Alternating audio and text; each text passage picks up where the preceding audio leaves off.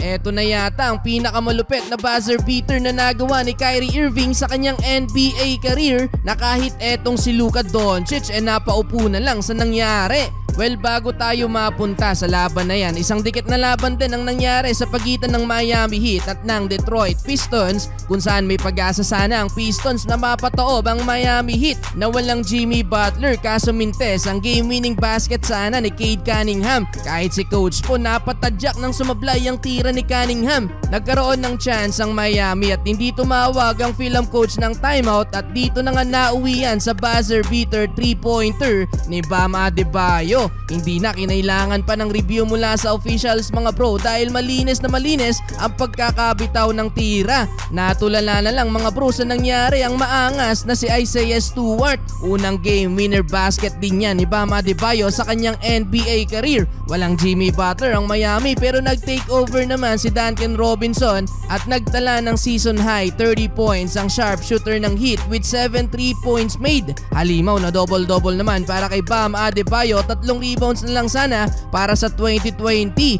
20 points with 17 rebounds para kay Bam. Tumulong din ng 17 points si Terry Rozier at 15 points naman para sa rookie na si Jaime Jaquez Jr. Well, mapunta naman tayo sa laban ng Dallas Mavericks at ng defending champion ng Denver Nuggets. Dikdikan din ang naging laban ng dalawang teams na to mga bro. Nagbabalik lineup na din si Luka Doncic kung saan first half pa lang mainit na si Doncic with 23 points. Final quarter, umabante pa ng 9 points ang Dallas pero unti-unting tinapiyasan niya ng Denver led by Jamal Murray. Last 2 minutes baba sa isang lead ng Dallas 101-100 hanggang sa naitabla ni Jokic ang laban. Minasahe mga bro sa ilalim si Luka, pasok ang hook shot. Last 27 seconds, another Jamal Murray clutch basket, pasok ang wing 3-pointer. Akala ng lahat tapos na ang laban, nang hina sa nangyari ang mga fans ng Dallas pero Luka Doncic naitabla ang laban mga bro with no hesitation sa kanyang tira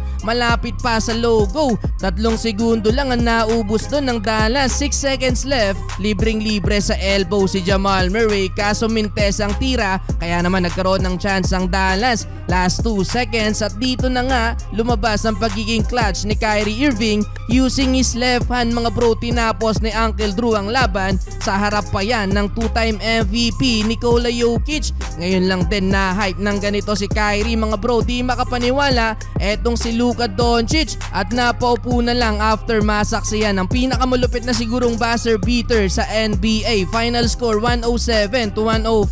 Nagtala ng 24.7 rebounds with 9 assists si Kyrie Irving, 37 points naman para kay Luka Doncic with 9 rebounds and 3 assists. Inalat si Jokic mga bro, 16 points lang on 38% shooting sa field, 20 points para kay MPJ, 23 points naman para kay Jamal Murray.